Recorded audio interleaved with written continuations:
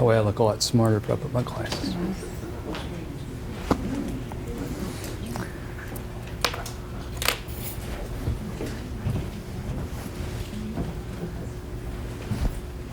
You guys tell me when you want me to get started. We good? What time does everybody have? Is it a little after 1? Okay, great. Well, 2 hours is a long time to go, but we're going to go there. This is a combination of pitches I've sort of put together that would usually go about 4 or 5 hours. So we're going to condense them, and I'm going to throw a lot of information at you. I'm going to talk about space medicine applications for terrestrial wellness, human performance, and longevity. And I'll be coming to you as a flight surgeon because that's been sort of my day job here at NASA for the last 20 years. 20 years as of last April.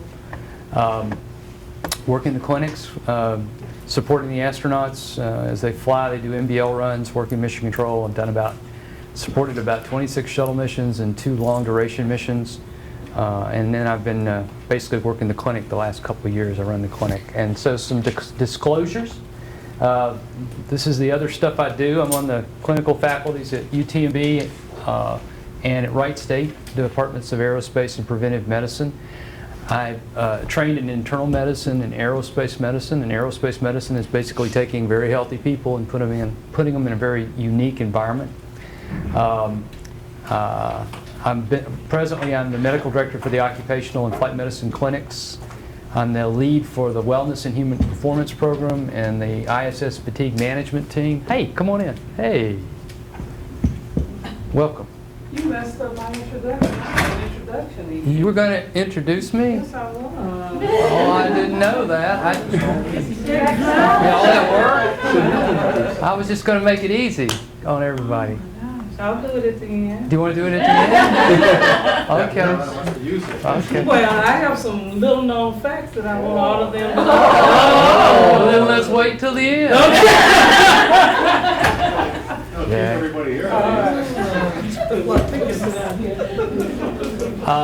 I am on an advisory board for, and I also do the medical standards for the astronauts and international. I'm also on the advisory board for Virgin Galactic, and I'm on the scientific advisory board for Lighting Sciences, and I'm on the board of directors for Houston Hospice and Palliative Care. 2 of the things that one of my great mentors in residency in med school said, he said, what are you going to end up doing? I said, I don't know. He said, well, you're probably doing the things that kind of get you upset the most, and the things that we don't do well are end-of-life care and preventive medicine. So those are kind of my passions, and that's where I'm coming from. That's what this whole talk's about today, or discussing those sorts of things. I've been a research consultant with injury reduction technology. I'll show you as far as some publications we've done with them. Was on the Oversight Advisory Committee for National Science Foundation Polar Medicine Program, and was on the internal medicine department at the VA hospital, and was a medical officer at Wiley from 91 to 94. So I've been here since 1991. Hey, welcome everybody. And I have no financial relationships than those to disclose as far as making any money off of those things that have anything to do with today's talk.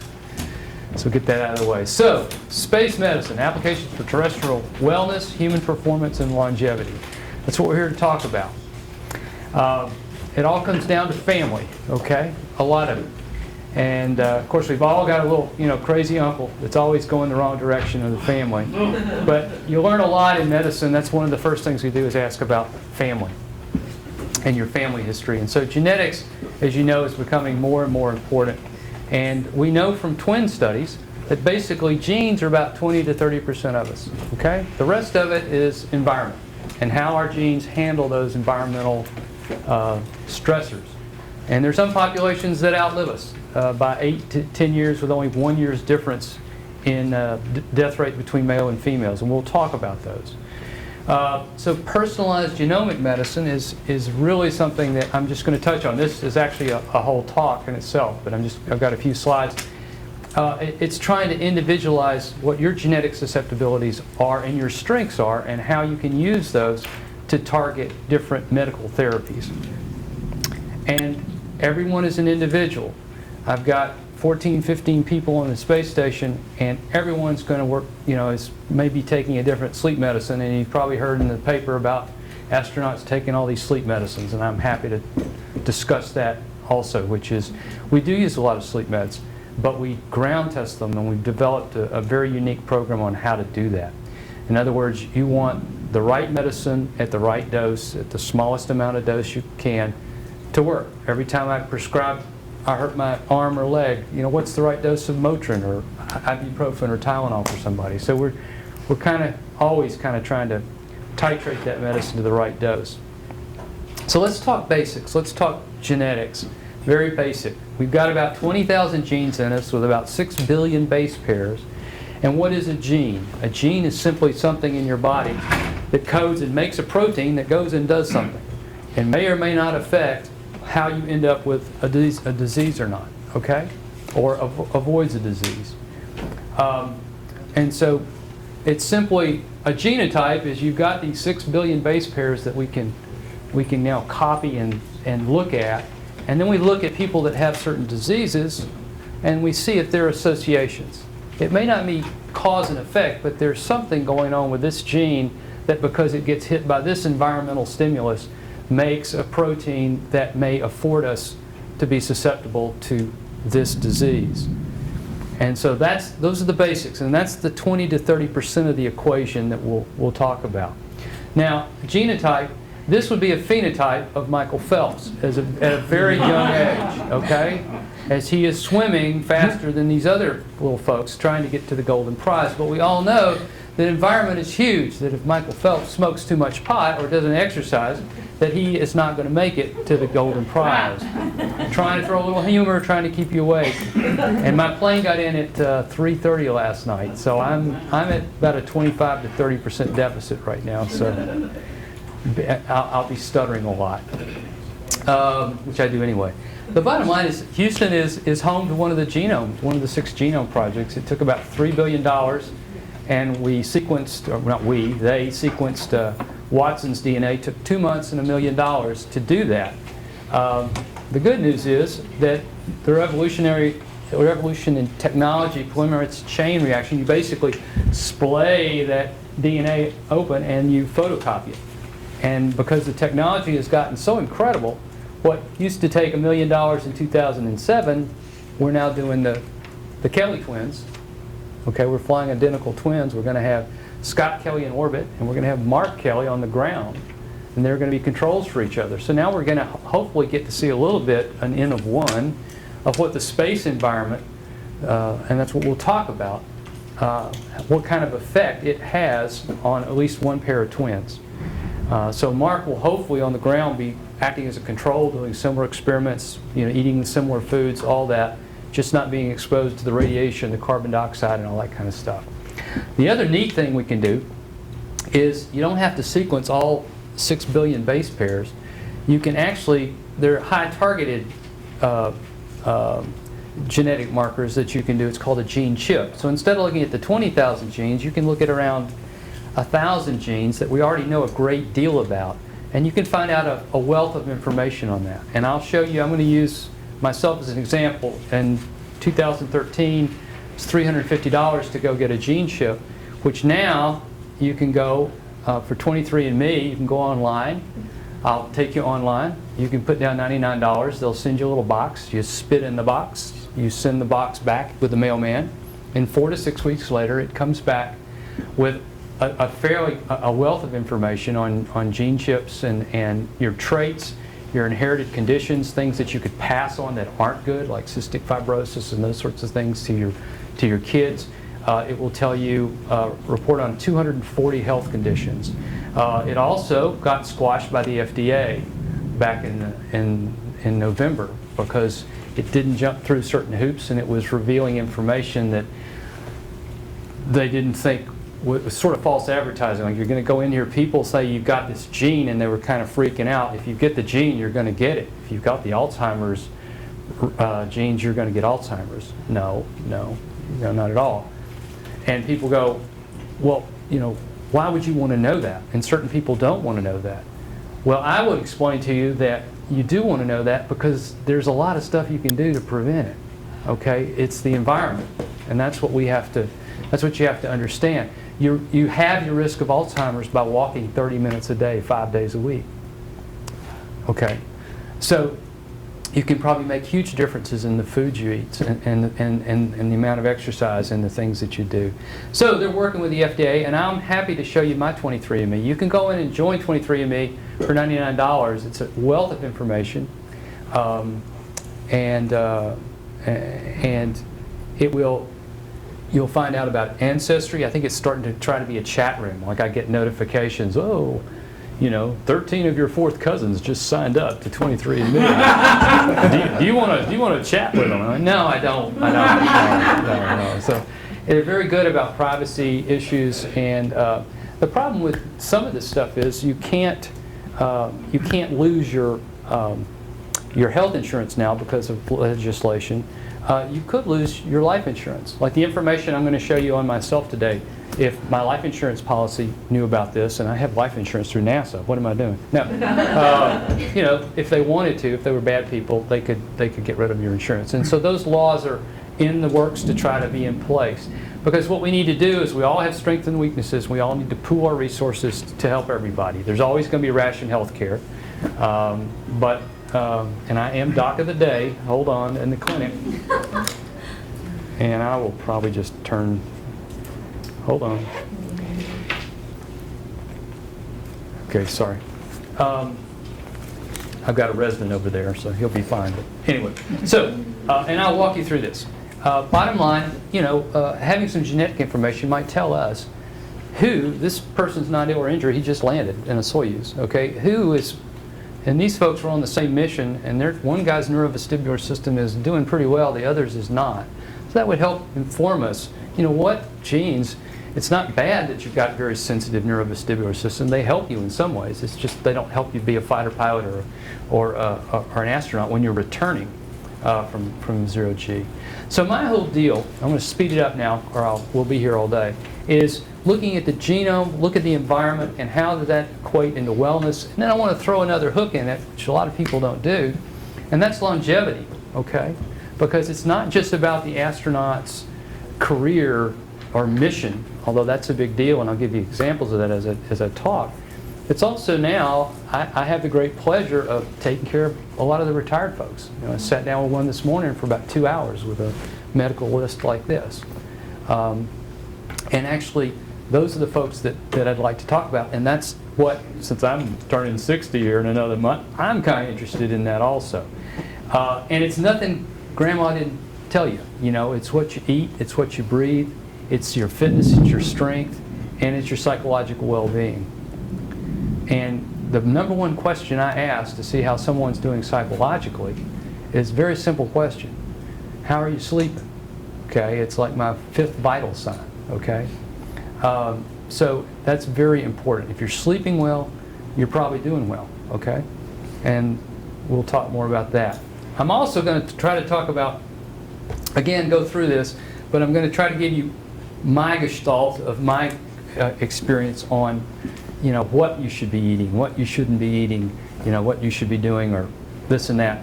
Or the fact that they're a continuum. They're all four things that work together. If and I'll use myself as an example, and my genetics and my medical conditions, if I haven't slept well, which I haven't, if I haven't exercised, which I haven't in the last 2 days, and if I'm under some stress, I am, then I eat my twigs. I make sure I eat my vegetables. I don't eat anything that can predispose my endothelial wall, the lining of my blood vessels, to aging. And we'll talk more about that.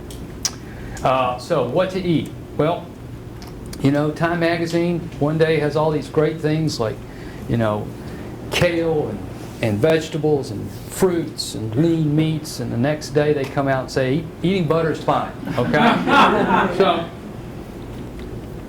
they're both right. I'm just going to, the problem is we eat too much of the dang stuff, okay? So it's not that it's bad for you. It's also, it's moderation, and it's also how we cook it, okay? If we overcook it, like with our meats, and it's also chemicals, and I'll talk about that. We do a really good job of blowing up plants and smoking cattle. We eat a lot of smoked beef. So again, it's what we eat and what we breathe, and we have really fast horses here, and also the chemicals that are probably in our foods. And that's what our most preventable diseases are. Again, it's smoking and obesity, okay? Compared to all these other things. And it's kind of eating our lunch. We are living longer, but as a society, we're not living healthier. Although there's some indicators that we may be sort of changing those things. I mean, you see how incredible the obesity is out there. And so that sets you up for chronic inflammatory problems. And we'll talk about that. Depending on where you live in this area, you're going to have more asthma. You're going to have 2 to 3 times more lung cancers. You just saw the whole thing on Galena Park, you know, with the diesel trucks going through, and they're having a spike in cancer. So it matters, you know, depending if you live downtown. I just was in New York a few weeks ago, and it was a warm day, and there is no breeze there. It's just high buildings. It was throughout the whole day. So we know that when the ozone layers are high or the particulate matter is really, really high, you're going to have more heart attacks. You're going to clog yourself up. Air pollution will kill you. And if you live in northern China, you die 5 years sooner than if you live in southern China. That's because that's where the coal plants are. So that's why this thing that we've all built in this room, and we should feel very proud of that, is just a great environment because it's such a closed-loop environment and it's such a great laboratory, not only for aerospace engineering and you know, working together, but also as a medical platform, which is what a lot of us have spent our lives working on. And you know, it matters what you breathe. This is Dan basically cleaning the filters because dust floats. That's why we use a lot of antihistamines. We have a lot of chronic congestion up in space. It can be a real problem for folks. Yeah, what we eat is so important, and then exercise. We've been working, of course, with the medical problems of space, which we'll talk about. Exercise, we've come a long way in developing exercise programs for our folks. That's Dr. Mike Barrett, who I trained with up at Wright State University in Dayton, and had the privilege of working with him as a flight doc and now as an astronaut. And the good news is we're getting smarter. I mean, a lot of people, you know, what's going on with the space program? You guys still do anything? And so we've never worked harder. We've got 6 people in orbit all the time, and it's amazing what we're learning. And here, this is just on our problem of floating and osteoporosis, losing all that calcium. And here's what we've learned from, this is 0, this is your no loss, and this is where most people came back after being up in space for 3 to 6 months on their hip, total hip. This was the Mir space station, usually at about an 8% decrement in total bone mass on a DEXA scan, some people down here. Then we got the ISS IRED, interim resistive exercise device, we got better. Then we got the ARED, we got better. And then we used bisphosphonates. We've used medications. We've gotten really, really good on vitamin D levels. And so now some of our folks are coming back with normal bone mass. So that's a really good thing. So what I'm going to do today is talk about the role of genetics, environment, nutrition, fitness, psychological well-being, and astronaut health and wellness, and explain all the things that we've done in space medicine: pre-flight screening, in-flight countermeasures, post-flight longitudinal occupational surveillance programs, which I think we need more and more of, and how that's going to contribute to astronaut and cosmonaut health. And then I'm going to try to apply all these things to our day-to-day lives. What are we learning from these folks? And it's kind of fun stuff. And we're going to have a good time too, because you never know what's going to pass by. I was sitting in the line at a grocery store, and Dan called me on the cell phone going, "What is this? I didn't know it was the Lovejoy Comet." And I didn't know what it was either, but it just shot by. Okay, so what do I get to do? I get to take some of the healthiest people in the world, because we screen them, and put them, that's the original Mercury 7, of course, and put them in some of the funkiest environments you could imagine. And it is, you know, the uniqueness of space, the fluid shifts are interesting, things are just different. Again, bone loss because of disused osteoporosis, vestibular problems, fluid shifts, and radiation. And radiation is a big deal, okay? And also a high carbon dioxide environment, okay? And So, and then the other thing that we've made the news lately is sleep. And it can be a very user-unfriendly place to sleep. Loud, back pain, you're 2 centimeters taller or 3 centimeters taller. You're 2 centimeters taller, 1 or 2 every morning you wake up. And then you stand up and you squash your spine. You don't do that up in orbit, and it takes sometimes weeks and months before that back pain goes away. Some astronauts will tell you they never slept better when they get up in space, but a majority of them have a tough time because of the stresses, of the schedules, and I will also show you the lack of a day-night cycle, which is really important, and that's one of the spin-offs that we'll talk about. If you're hearing about an astronaut being sick, then I'm not doing my job. I've mouthed off too much, okay? But astronauts do get sick just like all of us, and these are some of the things that we've fixed: kidney stone, prostate cancer, brain tumors, coronary disease, shoulder surgeries, diverticulitis, VTAC. These are things that we've fixed and flown. We've had AFib. We've had 5 ablations of atrial fibrillation. We didn't fly all those folks, but there's a lot of stuff there, okay? And what are the biggest complaints up on the shuttle and medical events? This is a presentation I gave a few years back. Space adaptation syndrome, yes, but insomnia and fatigue is, again, one of the big things that we battle with, and that's one of the big things I'll talk about here on fatigue, and it makes a difference as far as how you perform and how long you live and how well you live.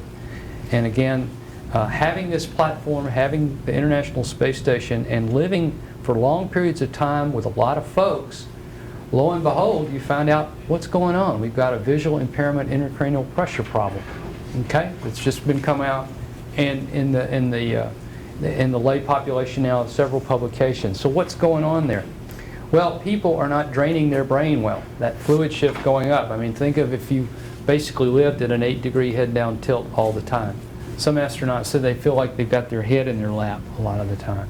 So you lose, like right now, if you put an ultrasound probe on my neck right now and looked at my jugular vein that's draining my brain, you wouldn't find it because there'd be so little blood flow. If you lie me flat, that vein is going to go like this. Now if I sit here and strain real hard, because my heart and my lungs are pushing and blocking that flow, whoa, I got my sunglasses on? Hold on.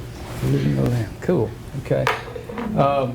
You wouldn't, if I strained, you'd see this thing open up because you would impede the flow of blood from your brain down to your heart. Well, if you're lying in a head-down tilt, it's going uphill. You also lose the back drainage from the vertebral system of the back, so you're not draining as well. And so what we're actually seeing is this part of the optic nerve and disc are actually getting inflamed. Cerebral spinal fluid is in the blue, and we're seeing this thing push forward, and we're seeing visual changes. We also saw visual changes. Just if you're tired, you'll see a half a diopter visual change. Or when you first get up in the morning, if you happen to sleep on your face like this, you've been pushing on your eyeball, you'll see visual changes. But then we started to see significant changes. And that's because the back of the eyeball here is getting flattened. And why is this? And we're actually seeing other things going on in the back of the retina. Well, there's the fluid shift. You're getting puffy and you're not draining your brain as well. We're doing a lot of resistive exercise. Well, what does that do? That increases your pressure. There are probably some metabolic genetic factors, which somebody's giving a grand rounds on, Scott Smith, next week.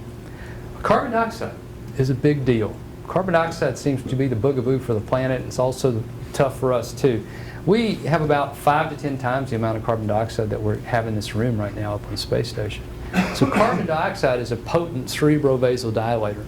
It probably upregulates your cerebrospinal fluid, and therefore you're upregulating your metabolism, and you're also having a problem draining it. So you're making more of a metabolite, and you're having more trouble draining it, and that's not good. Venous occlusion, if you happen to have a big neck and your sternocleidomastoid matches up with your carotid and your jugular in just the wrong way or the right way, it's good for you while you're here, but if you're up in space, those things impede your jugular from draining your brain.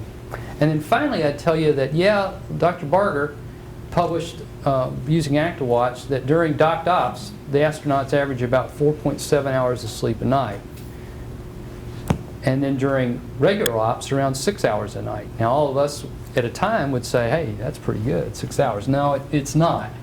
And we got to get over that. We were younger and we could get away with it. That's why I quit working emergency rooms. You know, I could do the 7P to 7A and come in and work. And then after I got to be, you know, around 52, 50, I could do it, but I couldn't recover. It'd take 2 or 3 days before, and I was probably not a happy dad or a husband at that time. You know, so that's why, you know, sleep is important. It's also, and I'll talk about sleep, that's also where you drain your brain when you're sleeping. You do a lot of other things. So sleep, I think, adds to this syndrome too. Okay, the other thing I want to talk about is astronauts not only get sick, but astronauts also die. There's only one person in this photo that's still alive, okay, and that's John Glenn. He's our oldest astronaut. He's 93 years old. So let's look at that. Now, we've added 4 more to this since this came out in 2012. Let's just look at this for a second. This is a Kaplan-Meier survival curve from the insurance companies. All right, so let's look at this. At the age of 30, down here, everybody see pretty well? Is it okay? Okay. At the age of 30, and please, if I say something that's just so ridiculous or you go, what? Just stop, raise your hand, talk. We're going to take questions and that at the end of this. But at the age of 30, almost 99% of us are still alive. Now this is the mortality curve. So this black line are normal males in the US of A. Survival. So at 30, 99% of us are alive. At 100, 0.02% of us are alive. There's 63,000 of us out there over the age of 100. And I'm going to end the talk talking about those folks. So this is a normal curve. So what does that mean? If you're a male in this country, and by the way, females are over this way because they don't do watch this as much as we do. Okay. 80, at 80 years of age, right here, about 40% of folks, if you're a normal male in this country, are alive. Now, what are these lines? These lines are if you've never significantly smoked a cigarette. I mean, like, you know, you get over 20, 30 pack years, that's, you know, that's significant. But if you've never really smoked very much, or it's been over 20 years since you have, then you move the line over here. And if you're a normal weight person, you move the line over here. If you're normal weight and you've never smoked, you move the line way over here. Okay? So that means if you're 80 years old and you've never smoked and a normal weight, well, about 80% of the time you're alive at 80 years of age. Okay? Well, how are the astronauts doing? They're not doing really well. And that's because of Challenger and Columbia and Apollo 1 and some airplane accidents. And they don't really see the benefits until they get out here in their 80s. And this is 93. Now, if you take the flight tragedies out, yeah, they're doing exactly where we'd expect them to be, okay? We think we've got very healthy people that take care of themselves, and that's one of the jobs I'd like to continue to do here, even after I leave, is to watch after this group of folks. And there's probably a standard deviation here that means some folks could even be out here. I think the record's 122 years. There's some lady alive right now. So it's going to be a really good opportunity to follow these folks as they get. And I'm going to get older, and I'm going to kind of talk about some things that I think would move this line even higher, not only for them, but for us. So their job is to keep you flying. And that's John Glenn. I think he was 76 when he flew. I'm also going to end the talk looking at Boston University School of Medicine's study of centenarians. Okay, so what of these folks who live past 100, what do they all have in common? Okay, and what do they don't have in common?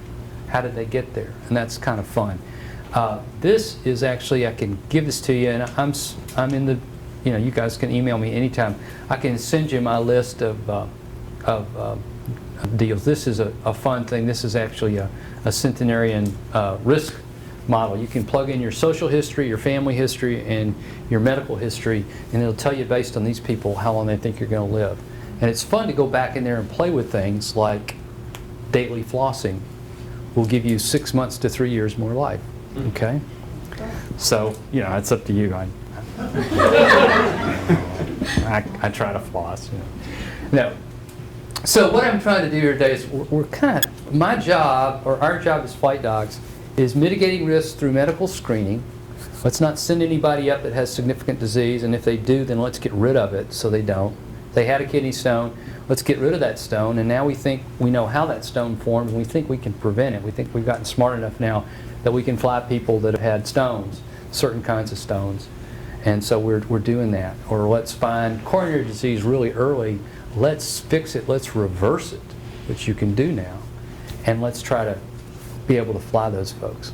Okay? Or it's so bad we got to go cut it out. We've done that too. We found people that, you know, had very bad gallbladders, and we took them out and we let them fly, and those sorts of things. Okay. And we're going to do that through diet, exercise, fatigue, stress management, and medical treatment. All right, here we go.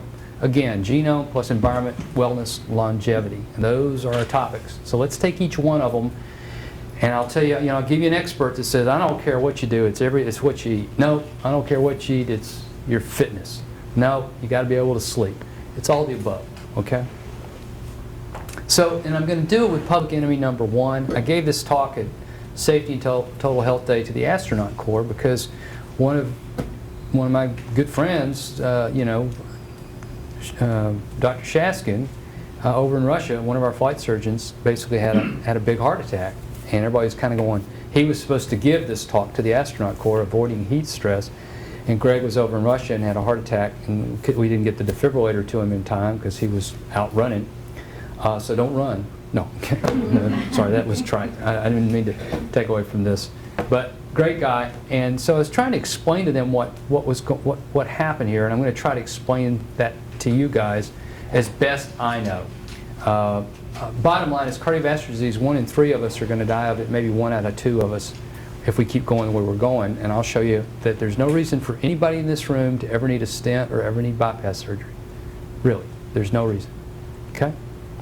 Unless you're 110 and then you wouldn't want any. No, I'm kidding. So it's also eating our lunch with expenses, and it's not good. And the good news is that new technologies, new understandings of the disease process, and new treatments and countermeasures, you can actually stop and reverse coronary disease. And that's exciting. That's good stuff. And I'm going to use myself because I can talk about myself, not that I want to, but in a bad way, to show you all my medical problems and all that stuff, so it'll be fun. I can get away with that, not the astronauts and stuff. So again, there's Norm Thaggart, and there's Uncle Phil. There's Phil Stepaniak. Looking good, isn't he? All right. So again, what we eat and breathe, our fuel, exercise, strength, psychological well-being. What do we know about foods? We know that trans fats, which are vegetable oils that have been partially hydrogenated to give them longer shelf life, are not good for you, that they increase our bad cholesterol. Now, there are some naturally occurring trans fats in animal and dairy products. So, if you have a predisposition genetically to those diseases, you probably want to avoid those in moderation, or make sure your numbers are right with exercise and other things. I'm not saying you don't eat them, I'm just saying depending on your genes, and I'll show you mine, you might want to try to avoid those things. I just got back from vacation. I didn't avoid them. It was fun. I've got to lose a little bit of weight now. So, and the other things, saturated fats, again, have a little bit of, I'm going to show you that, like the butter sequence with the Time magazine, again, saturated fats are not that bad. They just have a lot of calories in them. And if you don't burn those up, and you have certain predispositions, they're not going to be good for you. Okay? In fact, circulation, this is a really good review article that's pretty old, 2002, basically said that Mediterranean diet and other diets, with diet you can probably decrease your risk of having a major coronary event by 30% to maybe 50 to 60%. And their recommendations back in 2002, don't smoke, use alcohol in moderation, 30 minutes of exercise, keep your energy balanced, don't eat more than 10% of energy from saturated fats, less than 2% from trans. Trans fats have been outlawed in Europe for about 10 years. They're about to be outlawed. They say no trans fats. They still have a little bit in there. They can still have saturated fats if they're just under a certain amount. So you need to just try to avoid those things. Fish is good. We'll talk about that. I'll show you how fish is bad in some ways. And eat your veggies. I think that's the biggest thing. Limit salt to 6 grams. If I eat 6 grams worth of salt, I'm sick. I can't do it. Okay, it's just too much. But you'd be surprised at just how much salt is in stuff. Okay, and you get your taste buds. That's the deal with our kids. Everybody gets hooked on high salt, high fat, high sugar, and those things are what's killing us. Okay, and basically they said back then that if you did this diet, and what I'm going to show you is people who do much more stringent than that, you could eliminate coronary disease in, anybody less than 70 years of age. Then the New England Journal article came out with the Mediterranean diet that basically did you monosaturated oil, olive oil, and linoleic acid, and walnuts and nuts versus go ahead and eat your Mediterranean diet. We don't care what you eat, just kind of eat Mediterranean. And they unblinded it at 4.8 years because 30% of folks who were eating the monosaturated and the nuts were having less coronary disease and cardiovascular events. So that was the first longitudinal, well-controlled diet study. And now they're coming out all the time. It's really kind of fun to see what they're learning. I've got a new one I didn't get in this talk, but I'll talk about it. We know that red meat consumption has been associated with type 2 diabetes. We don't know if it's because it's not probably because of the saturated fat. It's just, again, because of the calories. Okay. We know that this study just came out a month ago. That people, it's again not the red meat consumption, but it's the processed versus unprocessed. Processed has nitrosamines, it has preservatives, and it has antibiotics, and it's got a huge amount of salt in it to keep it packed and keep it preserved. The unprocessed organic meats, free range, in moderation, that's fine. No problem there, I don't think.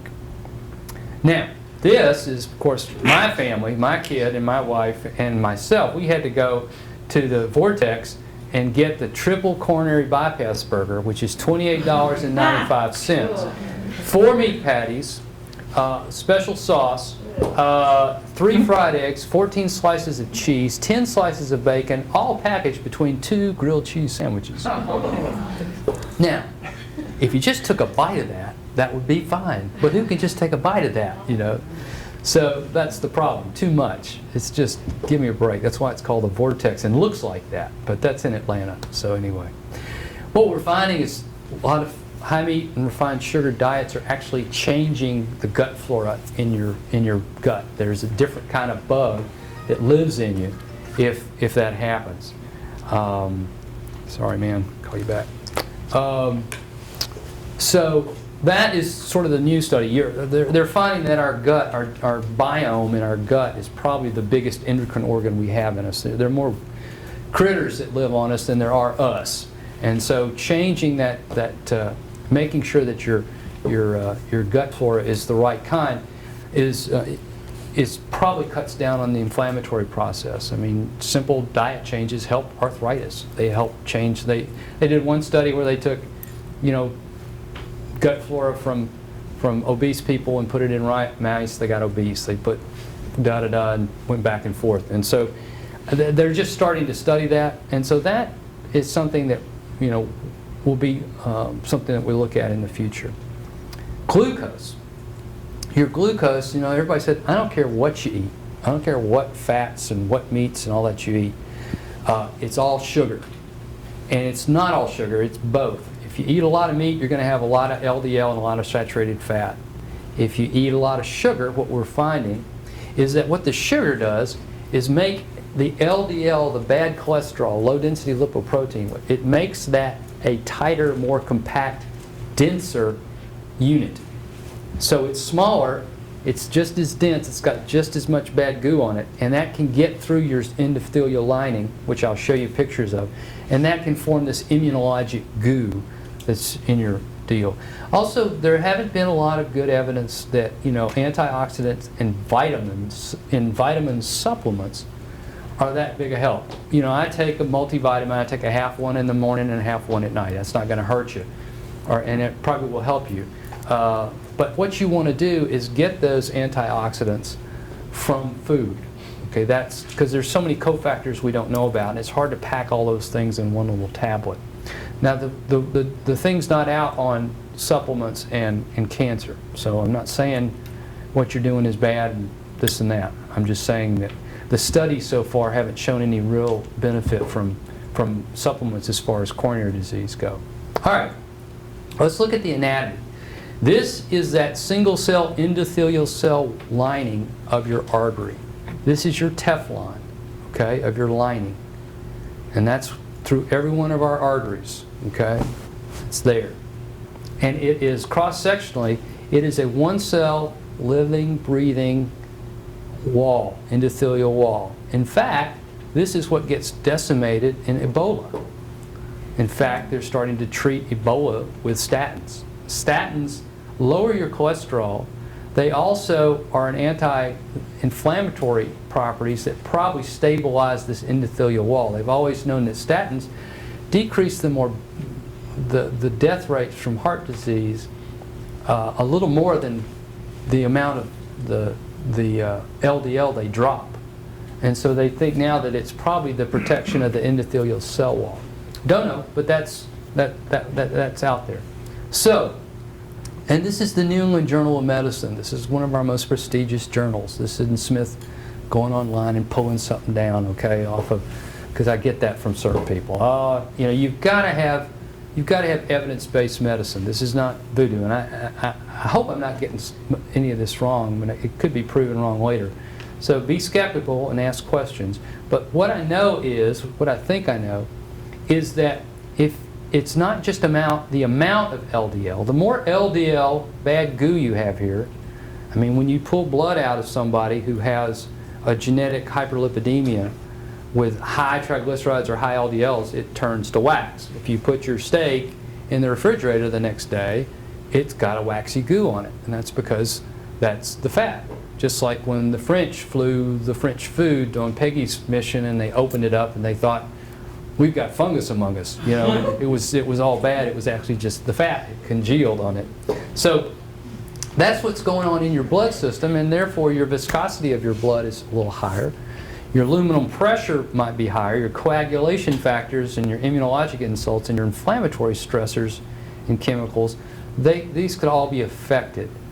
And so what happens is this LDL gets underneath this lining, and it's not supposed to be there, and forms if you've got an inflammatory process going on from gingivitis, from bad dental disease as you were a kid, which is where I probably got my plaque because I didn't take care of my teeth like I should have, or the fact you don't sleep for days and days, or that kind of stuff, or infections.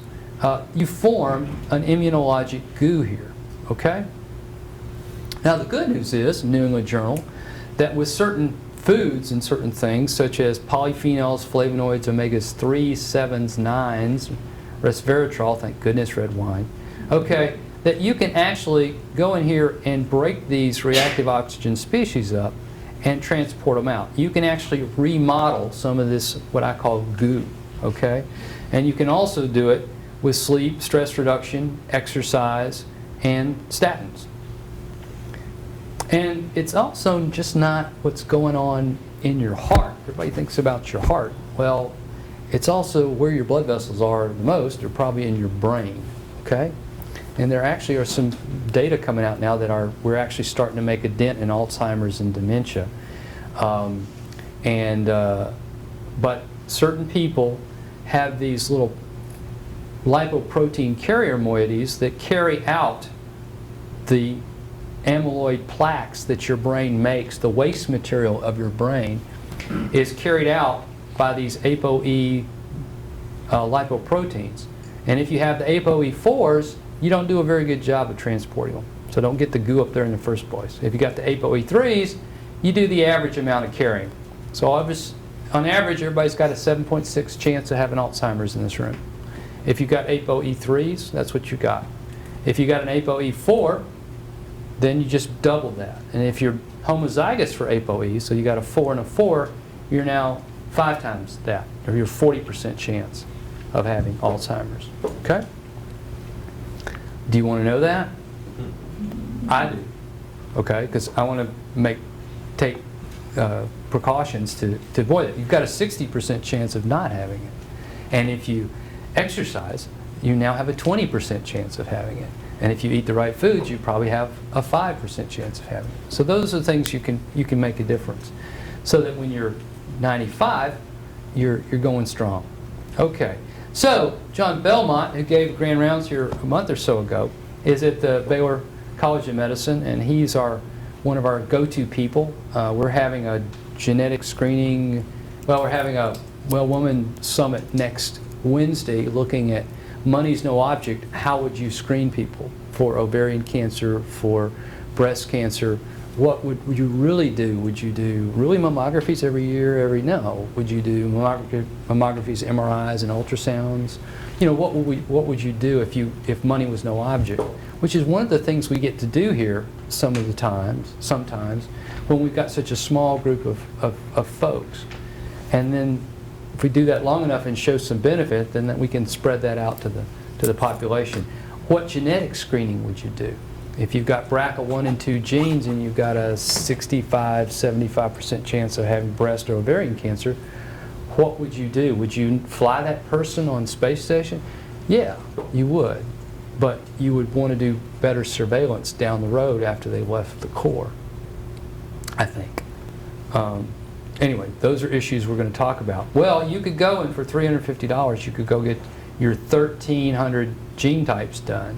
So I did that in 2009 before 23andMe came out, and found out, yeah, I got a little higher increase of Alzheimer's and a little higher increase of coronary disease, and statins would work, although I might have a problem with muscle pain and myopathy with statins. Or this is probably the best statin for me, or this is my starting dose of rat poison if I'd had to get on rat poison, which hopefully nobody will have to. So those are kind of things you can pick up. All right, let's go back to this endothelial cell once again.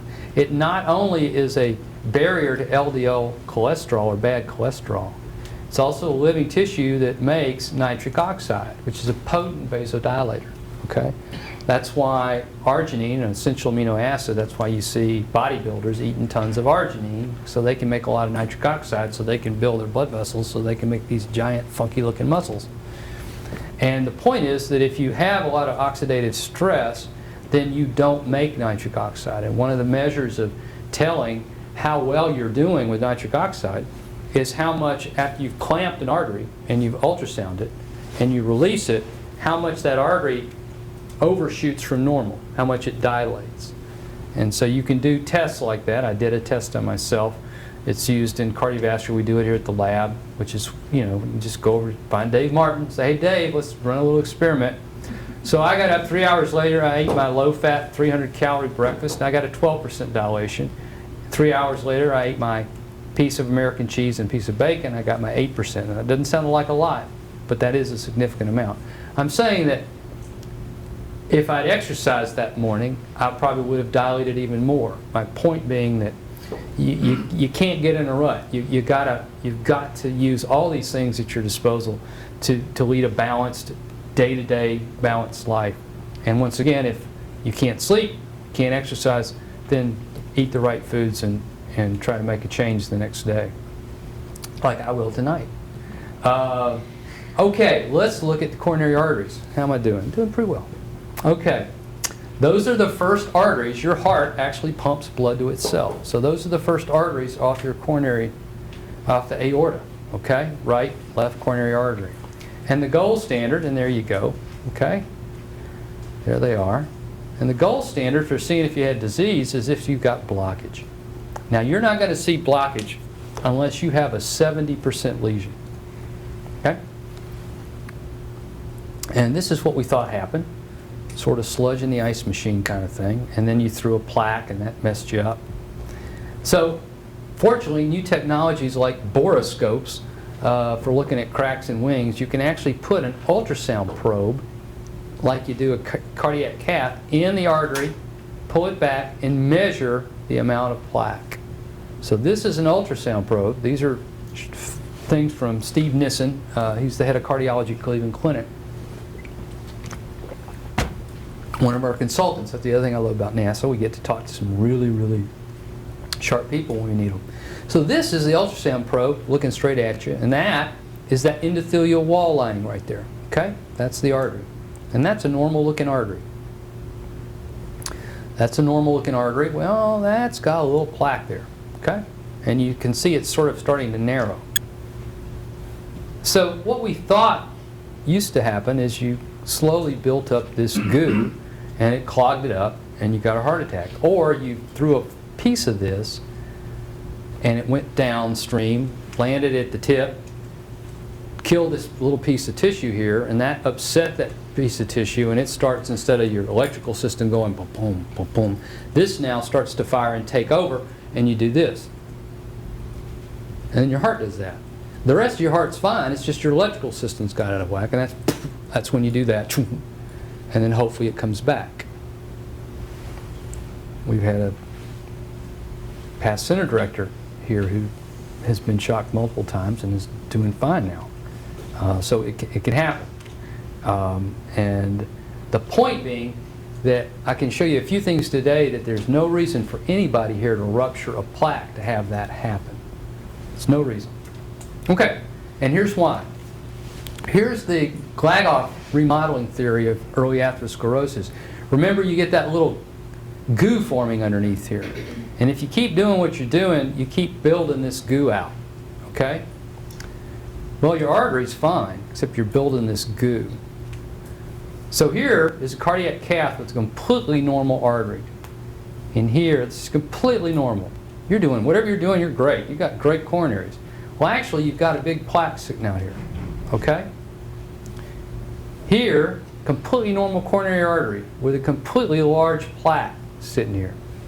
Just hasn't reached critical mass, so that now you have a little segmental lesion. That's about a 20 to 30% lesion. Half the people in this room, probably more than half the people in this room, have at least that. In fact, they did with ultrasound, they looked at 30-year-olds, average of 30-year-olds that ended up being heart transplant donors. Before they transplanted them, they did intravascular ultrasound on them, and half the males and half the females had 30% lesion. Okay, so it's out there. A lot of people, you know, I'll show you Esselstyn, who's at the Cleveland Clinic Wellness Center. You know, he was a trauma surgeon in Vietnam, and that's where he went, holy moly, look at all this plaque that's going on. And we see it today. You start forming plaque around 9, 11 years of age. Okay? Okay, so in other words, this thing has to get so big that it's pushing on here before you get the angle of attack showing that you've got an indention. Okay? So what's going on is the LDL is getting under here, forming this goo, and then what kills you is if you've got a really bad inflammatory process going, and you can get blood tests to see what your inflammatory levels are. And this thing ruptures, which you won't get if you exercise. You won't get it. And if this thing ruptures and goes south, or goes distal and knocks off that tissue, that's what kills somebody with a clot real fast. If the other thing it does is it forms goo, and eventually that goo forms calcium. Well, they developed scanners. You can go spend $200 right now, go down the street, same radiation as a mammography or less, and you can go find out if you've got calcium on your heart. Okay? And that's what we do with our astronauts. And that's yours truly with the Japanese, the Russians, and the Europeans, because we had a cosmonaut right before his mission ended up with 2 stents and had a little heart attack over in the MBL.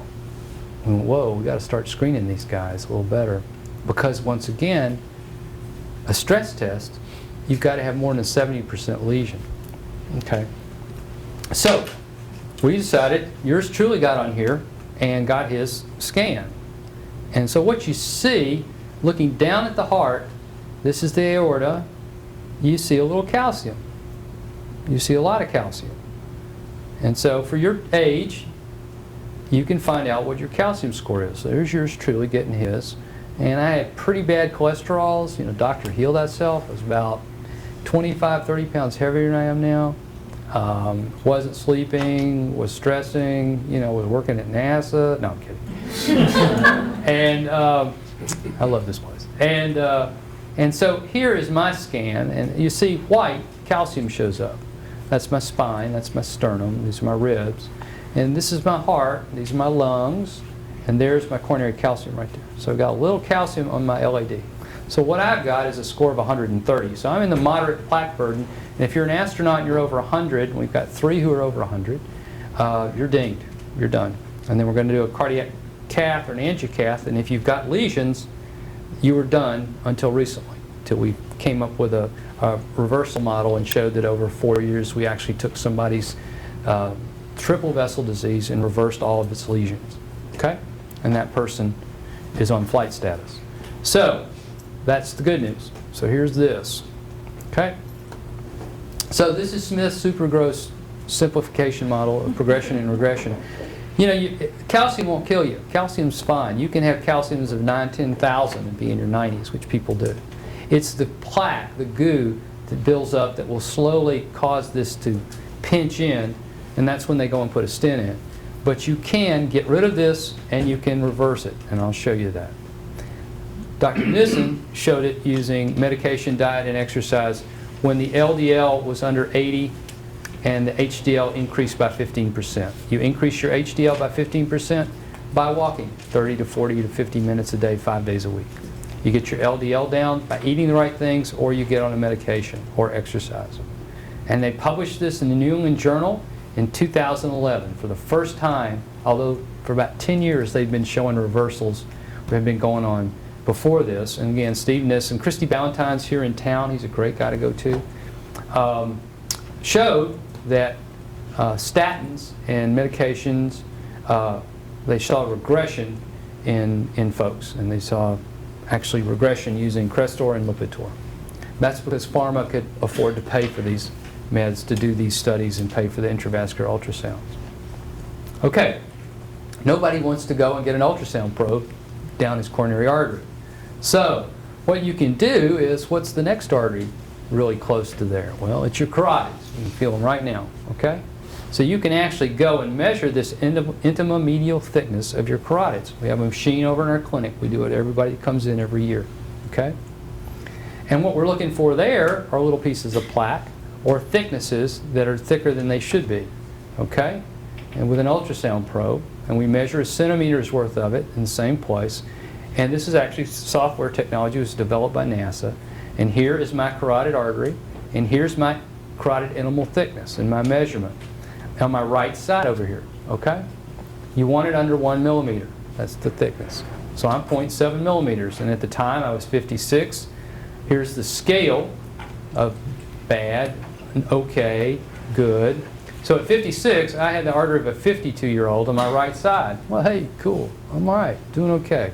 Then I did my left side, and I got a 95th percentile. I got an 80-year-old artery over here, okay? Oops. Now, why is that? Well, because I'm left-handed and because I sleep on my stomach, and I've slept all my life with my neck over my arm or my pillow. So a third of my life, I've been in hypertensive crisis with my carotid over here, okay? Really interesting. And I actually found papers that show they do that. So if you do that, what you want to do is have your pillow, sleep on your side, and have your pressure on your jaw and not on your neck, unless you have the genetics that I do. I mean, then you want to do it if you have the genetics I have, which are all the stuff that you don't want to have. I got people living to 102. I've got people having heart attacks at 62. Okay, so that's okay. I'm all right with that. It's good to know that because I think I'm shooting for the 102. All right, so here's the good news.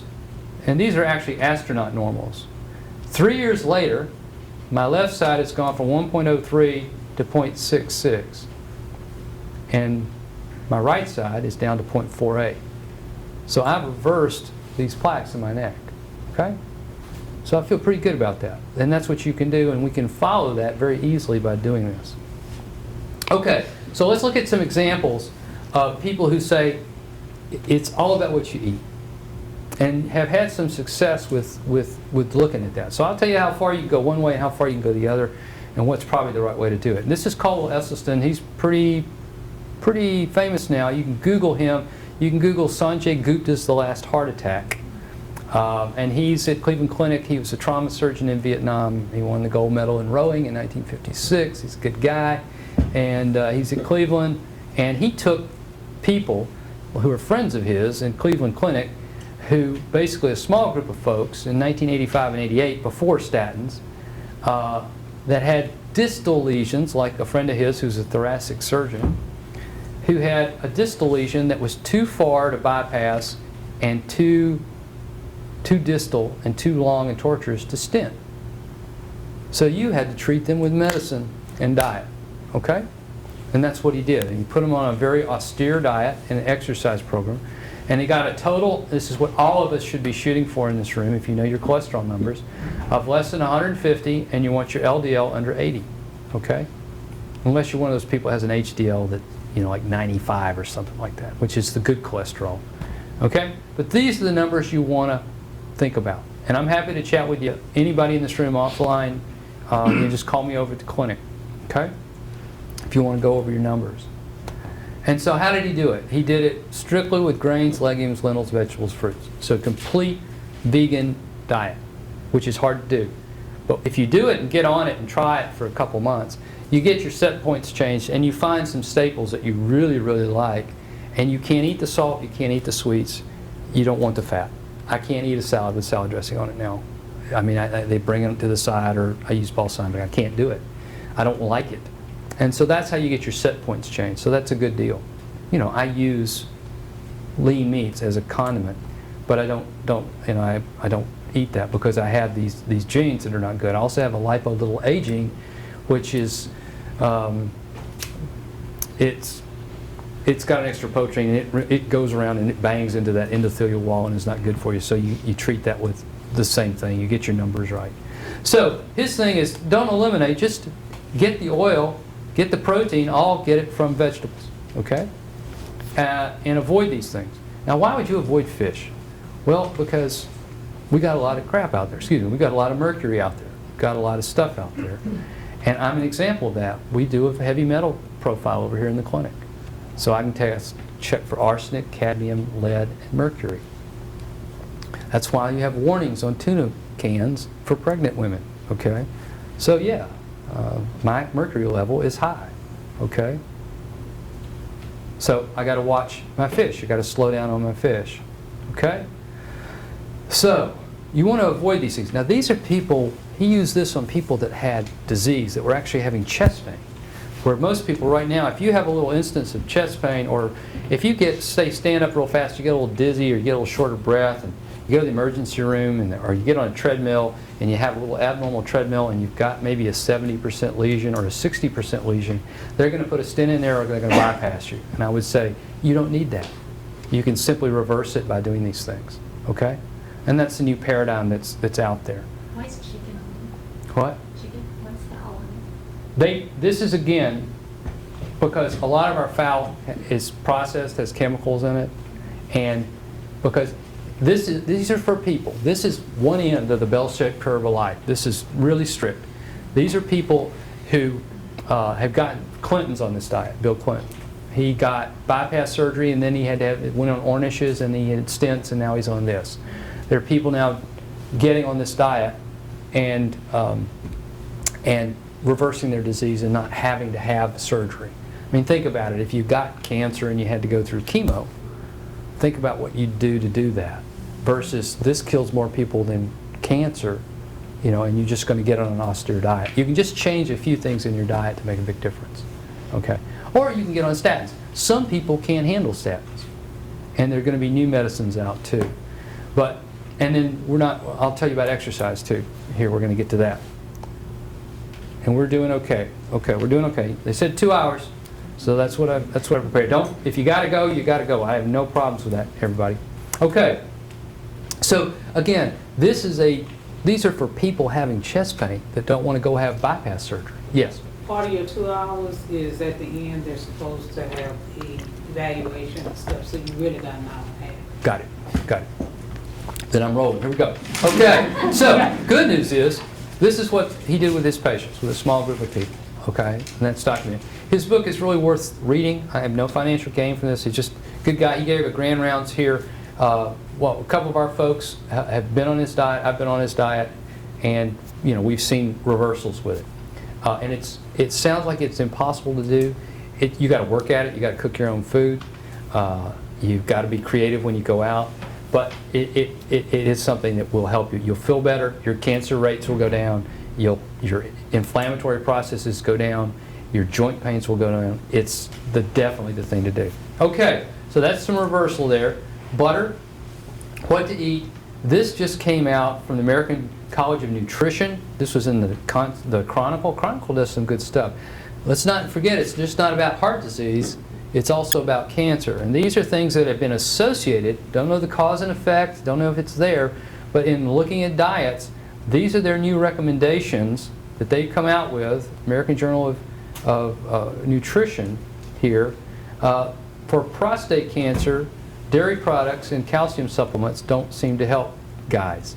Alcohol, processed meats, and red meat tend to give you colorectal cancer and E.G. junction tumor cancer, it's fastest growing cancer we got, because everybody's pushing acid up on the esophagus. And what do you see every other commercial? It's for proton pump inhibitors and acid blockers and that kind of stuff. Okay? And when you look at the veggies, that puts you all on the other side of the curve. Okay? So, what are their recommendations? Avoid dairy products, reduce the risk of prostate. Avoid alcohol to risk cancers of the mouth, pharynx, larynx, esophagus, colon, rectum, breast. Avoid red and processed meat to reduce the risk of cancers of the colon and rectum. Avoid grilled, fried, boiled meats to reduce the risk of cancer of the colon, rectum, breast, prostate, kidney, pancreas. Pancreas is starting to etch up because of our obesity, starting to take over as the number 4 cancer we've got. Consumption of soy products to reduce the risk of breast cancer in adults and reduce the risk of recurrence or mortality in women later on. Emphasize, it's eat your fruits and vegetables, just what Grandmommy told you. All right, da-da-da. So this is the pyramid for the guy at Herman Hospital that does the reversal, heart disease reversal. I'll send you that link also. It's all about veggies. Get your protein from veggies. Get your protein and your nutrients from vegetables and fruits. These are fine, just don't eat a lot of them. Eat whole grains if you're going to eat your breads, because they've got the fiber. And some people with celiac who can't handle gluten, a protein in wheat, can't handle it. There's also casein, which are in dairy products. Some people can't handle casein. And then just keep your fats down because they have high calories. But you need fats. That's how you make a lot of your estrogen and testosterone are made from cholesterol. So you need those. But you can get it from veggies. Just stay away from the animal processed products. As I've said, looks like saturated fats are not that bad. Just, get it so they're not chock full of salt and nitrosamines. As Mayo Clinic advertises, as we're doing up in orbit. Look, we're growing cabbages. Isn't that cool? Okay, so eat your veggies. There's Stevie. Exercise, strength. Everybody knows if you exercise a lot, if you exercise a little, you live longer than if you don't exercise at all. Period. Everybody knows that. Jack LaLanne taught us that growing up. Okay. Stephen Blair is somebody we work with and we just published with. 30 minutes can change your life. So here's a study. 5 minutes. I'm at like 1.5 minutes because I'm talking, my brain. You can burn 30% of your calories with your brain. Y'all are sitting, you're at 1 minute. 5 minutes is walking briskly. So walking briskly, 5 minutes for 30 minutes is what we're going to see here now, with a huge amount of patients over a long period of time out of the Cooper Clinic. And here's what we see. Death rates for females who are sedentary. They die at this rate. Males, like I say, we die a little more because we go watch this. Okay.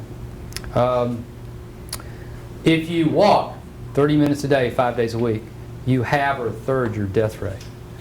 If you walk an hour or 2 a day, and the good news on longevity, just presented at American College of Sports Medicine, is walking 4 miles and running 4 miles is the same for longevity's sake. So that's kind of good news, especially when we're getting older and we're banging up our joints or you've got bad joints. When you stop being able to walk 300 yards in a day, you're dead in a year or 2. Okay? Just a stat. Okay. It's all this happy news I'm bringing in. It's just full of happiness and joy. I'm going to get there. It's going to be good. So again, the more you exercise, the better you do as far as cancer mortality also. You're flushing the system out. You're keeping things moving. And the older you get, the more you exercise, the less your death rates are. Okay? At all ages. Okay? Everybody knows that. Now here's a good one. Here's a really interesting one that I like. I don't care if you're obese. I just want you to be fit, okay? Here is somebody who is normal weight and someone who's obese, and their death rates, if they're fit. And when we say fit, that means they're walking 30 minutes a day, 5 days a week. If you're skinny or normal weight and you're unfit, your death rate is 2 to 3 times than an obese person who's fit. So it's not about carrying that weight around, it's fitness. Although I will show you in centenarians, nobody makes it to 100 who's obese. Okay? So, you got to decide where you want to go with this. If you look at statins, highly fit people on statins have a 70% reduction in mortality. Highly fit people not on statins, fitness does better than statins. 50% of people have a lower mortality if they're fit. On statins, we'll give you about 30-40% reduction. Okay. This is kind of a cool guy. He's worth going to see. His name, I'll send you this link to Mike Evans. He's Canadian. He's a really good guy. These are really good videos on stress, on everything. What medicine decreases knee arthritis by 47%, dementia by 50%, diabetes by 60%, postprandial osteoporosis 41%, anxiety 48%, depression 47%, death rates of Harvard alumni, cramps in your leg, hold on, fatigue, treatment, number one treatment. What would that medicine be? Exercise. Kale. That's it. No. Exercise. And that's Stephen Blair. In fact, if you look at, these are attributable fractions. So this is how all these bad things weigh as far as death rates go. Diabetes and high cholesterol are kind of here. Obesity is kind of here. Smoking is really bad. Hypertension, and hypertension melts away when you lose weight and you go on a plant-based diet. But the most important thing is, again, fitness. So low fitness. So all you got to do is get out there and go. We know that fitness is better than stents as far as maintaining patency. That's a big German study that was done.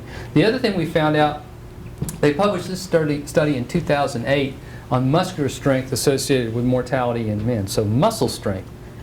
We always thought it was anaerobic fitness and stuff. And again, Stephen Blair, good guy. And he published this one, holy moly. Muscle strength, disability, and mortality. Little studies from Scandinavia have been saying the stronger you are, the less you get injured on the job and the less you die.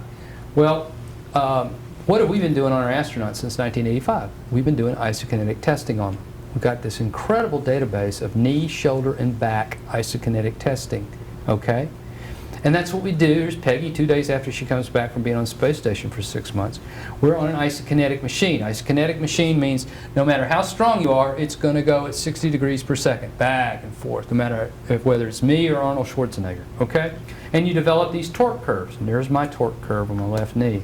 And that's what we use to see objectively when an astronaut comes back to its pre-flight standard of after being up in space. Well, there are companies out there, a couple of companies, who actually use isokinetics to measure knee, shoulder, back strength and tell you whether or not you should be a baggage handler at United. Okay? And when I was in Ohio training, I got to know these folks, and I've been interested in working with them because we did isokinetics here on looking at preventing injuries and now mortality. So they got 3 muscle groups here, and they do knee, shoulder, back, just like we have isokinetic machines over in our gym. It'd be real simple to do this on our folks. Every person who's come in as an astronaut on selection has had their knee, shoulder, back done. And they put this into a single score, and they compared it against the different Department of Labor standards, sedentary, light, medium, heavy, very heavy, and they tell you whether or not you should be a baggage handler or not, and they decrease injury rates. It's not rocket science. The stronger you are, the less injured you get. 85% of your injuries are caused by 15% of your people that are too weak or have bad joints. So this screens those folks out. This came out, and I called up the guy who ran one of these companies. I said, do you have informed consent? Yeah. Do you to follow folks for injuries and death? Yes. Do you have Social Security numbers? Yes. So went to the IRB and said, we'll plug in about 5,000 or 6,000 of these folks, go online with their Social Security numbers, see if they're dead or not. And then if you pay $6 more, you can find out what they died of. I didn't have $6 more, so we didn't do that. But these are really wimpy people. These are really strong people. And so what do we get? We crunch the numbers here, alpha-fivacin. And so if you're really strong, you're dead here. And if you're really weak, you're dead here 10 years later. And that's pretty cool. And so we did it with females. We didn't have the spread. We didn't get statistical significance on the Cox evaluation. The Kaplan analysis we did, but we got trends, and very nice trends. So let's look at me. This is me. I went and took this test. This is my knee, this is my shoulder, this is my back. Now, for some reason, my left leg here and here is really strong. And for some reason, my left arm is decently strong. For some reason, my right arm is pathetically weak. And for some reason, my core, which most people's core, is pathetically weak. Okay? So this is not good. So unfortunately, if I went to United Airlines and tried to be a baggage handler, I didn't make the cut. They would say back then, go and work out a little bit, come back. So I did. I went and trained doing sit-ups, push-ups, pull-ups, and I got my score up, so now I could be a baggage handler at United Airlines. But the cool thing about this is if you put this in a mortality deal, I now have an 18% association with a 20% increase in 10-year survival just by increasing that. So that would be a really fun thing to do with measuring our astronauts as they come back retired, is to see what their evolution of their muscle strength has been and to see how that correlates with all the other different parameters we have on them, which would be really kind of cool. And we published this in American College, presented it at American College of Sport Medicine, Be Stronger, Live Longer, and talked to you about that. So, and even China, you know, our kids are just not, this is a Swedish study looking at 1 million adolescents and showed that if they were strong as kids, they had a 20 to 35% decreased chance of having a premature death. Even China's fitness is down. So fitness is the key. We gotta, and it doesn't take much. It really doesn't. I mean, if you just simply work standing up, that's 50 more calories an hour right there. So things like that, walking around, doing things. We're putting in a program at Mission Control to actually have them walk when the ZOEs come in and they're off center and they got to walk around. That wakes them up, and we give them a big bolus of blue light. We've also had astronauts that we've done cardiac casts on, and 4 years later we've proven that they've reversed their disease, and that's exciting, and been able to qualify them. All right, finally, I got 10 minutes to get through this. This is not going to work. All right, I'll be real quick with this, okay? And this is fatigue training, you know, sleep and fatigue. You've been interested in this because that's what happens all the time. I made the front of sleep review, big deal. All right, Light is Medicine, presented at the Sleep 2014, which is, it is. And that's the newest, coolest thing that's going on, is light can be physiologic. Like right now, we're on the space station. We're getting about 130 lux or 40 lux of light. It's not good. And if you're on space station and you're not going to the cupola and getting 100,000 lux, and you definitely don't want to go to the cupola right before you go to bed, or you won't go to bed. Okay? And so what we're trying to do is actually outfit the station and outfit rooms. That's where we're going. So you're actually getting the same sunlight, although it'll look brighter than this, but you'll get the same sunlight as if you were outside. Okay, and we'll talk about that. So it's controlling the light. And of course with shuttle, with the sunrise and sunset every 45 minutes, and you know, people looking out the window and hanging out doing spacewalks, you know, sleep can sometimes be really tough and interesting to do. What we deal with in medicine, I have to deal with all these medical conditions that give you insomnia. Poor sleep hygiene, what we're dealing with is a lousy sleep environment and circadian dysynchrony, flying to Russia, flying to Japan. And we know that when you don't sleep, your brain looks like you're on alcohol. It's a matter of acute fatigue. So I'm doing pretty well right now because I have acute fatigue now because I haven't slept well. I'm doing better because the last week I got a lot of good sleep because I was on vacation, although I was under stress because of family issues with a sister. And circadian, this is a good time of day, except I'm in these fluorescent lights. If I was outside, I'd be a lot more alert. A lot of people have it. People don't tell their physicians when they show up. I have sleep problems. They wait till they get hypertension, congestive heart failure, depression, anxiety. You know, even people with severe sleep apnea, which means you have to wake up while you're sleeping because you're not breathing for 10 seconds, and you have to wake up more than 30 times a night or 7 times an hour. You totally obliterate your sleep architecture.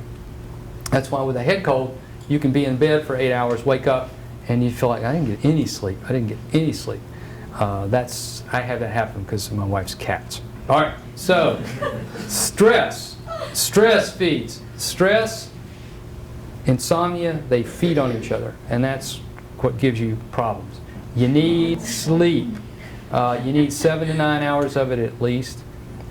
It's where you defrag your computer, you consolidate your memories, and you basically drain your brain at night. That's the latest thing that's come out. That you've actually got lymphatics in your brain. The interstitium of the framework architecture of your brain increases by 15% while you're sleeping, and that's when you drain your brain. And that's why I need to go drain my brain more. All right, there's some really funky models out there with fish and birds. These animals, when you're, like right now, my brain is desynchronized because the back here is looking at you guys, so it's firing. I'm smelling stuff, I'm talking, so my whole brain is going, and that's what desynchronized looks like here. When you're in deep delta wave sleeping, then your whole brain is kind of synced up, flowing, okay? Well, dolphins can have half their brain full up and half of it full of sleep, and then they can switch off. We can't do that, unfortunately, although some people try it with cell phones, but it doesn't work. So this is your sleep architecture, trying to get to this low, deep sleep right in here. And it's not very much of it in the middle of the night. And then you're trying to get the REM sleep, which is your dream, and that's where you're working out the psychological issues. Well, if you have trouble getting to sleep, if you wake up in the middle of the night, brief arousals, you're in bed for 8 hours, you feel horrible. So this people might have restless leg or they might have sleep apnea. And what we have people flying to Moscow, to Cologne, to Japan, kind of hanging out. They're not just hanging out, you know, they're doing stuff. And these are our shift workers at Mission Control. And what you're trying to do here is, this is Houston time.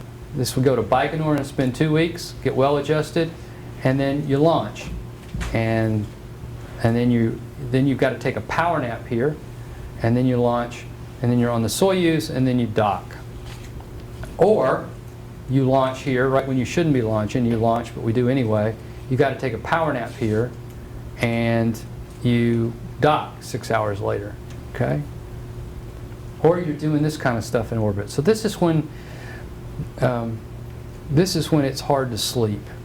And this is, I'll give you an example. And this is Peggy's entire mission while we had different operations. This is 6 months in space when she was supposed to be sleeping. And you can tell when docked ops, and we're going to have this now, when we get our new crafts up there, this is going to come back to haunt us. Doing spacewalks, the shuttle docks, and you slam shift these people all over the place. And with ActiWatch data, you find out that over the last 2 months of being up there, she's sleeping about 4 to 5 hours a night. And that's why she was free-ranging with naps and needing to use a lot of medications. Yeah, okay. And so what do we learn from shuttle? Hygiene, sleep hygiene, is very, very important. And I got too much here to do. Can I get 10 more minutes? I'll mail the surveys out to the people. Okay. They have to sign, so that sheet is floating around. Yeah. Because you only get credit if your name is signed on that list. Well, this is the first personal hygiene kit for SDS-1, John Glenn's mission. And these are what I carry with me in my bag, because if you travel, you've got to get good earplugs, and you've got to get rid of the sun. You've got to get rid of light. And this is what we did in 1991 on STS-35. We started using lights to help shift folks in orbit before they'd launch on the shuttle. And that's Chuck Sizer. Use them to shift there. What light does, light keeps you from making melatonin. Okay? So if we were outside right now, melatonin, our sleep hormone, would be depressed. You wouldn't be making any. Okay? So about 8 o'clock at night, you start to make melatonin. I'll show you those slides. And so what happens? You drop your core body temperature about 1 degree. That's why you want it cool at night. Your melatonin goes up. Your cortisol, your stress hormone, goes down. Then it starts to go up when you start to wake up. That's when most people have their heart attacks in here. Your growth hormone goes up, and that's where you repair all your muscles you've kind of messed with from working out the day before, and you repair your neurotransmitters in your brain. And that's why it is so key that these little guys, you know, my 2 boys, I mean, if they didn't get their sleep in middle school, I mean, they were just different little creatures. And that's why we need to let them sleep later, but that's a whole nother story. Shift workers, I mean, if you don't get enough sleep, you get more colds, you get more heart disease. Shift workers get at least 5 to 7 hours less sleep a week. They have all of these problems, and who gets them? They're not healthcare workers and emergency workers. They're 24-hour shift workers in factories. And who gets the most sleep? The flight crews, because we mandate it, 6.5 hours. Truckers, 4. That's why we see a lot of this. Okay? All these things happen. Your cancer rates go up. I'm not going there. And we're the worst, docs. If you do every third night on call up, you make 5.6 times more errors. This is Laura Barger, who came out with the stuff on us. You have more needle sticks. 1 in 5 interns admitted making a fatal mistake, a fatigue-related mistake that caused serious injury, and 1 in 20 said they led to a death. Been there. Accidents. You have one of our Capcoms fell asleep and put the car in their front yard, and that caused us to get on top of things with mission control. Skipper, I'm good to go, just a little tired. Skipper, I'm good to go, just a little drunk. You're not going to let a guy fly. Well, if you've been working 23 hours straight, you're legally intoxicated as far as your performance. See how they go down here, and then they start to get better. Why is that? That's because of their sleep shift, their circadian rhythms kicking in. It's like this morning, even though I got like 3 or 4 hours sleep last night, I'm feeling pretty good right now. I'm kicking in. If I kept doing that, you keep getting worse and worse and worse. All right, another exciting thing.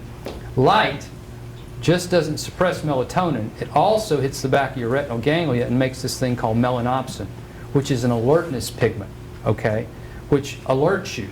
And it's hot wired to your suprachiasmatic nucleus, which is the pacemaker of your body. Each of your cells has its own intrinsic, and each of your organ systems has its own kind of circadian rhythm. You know you've shifted when your gut is back in line, when you go to Europe or you go to Japan. When you start going to the bathroom at the same time, then you know you're shifting, you're feeling better. Well, here's the spectrum of light. Here's the normal spectrum of light.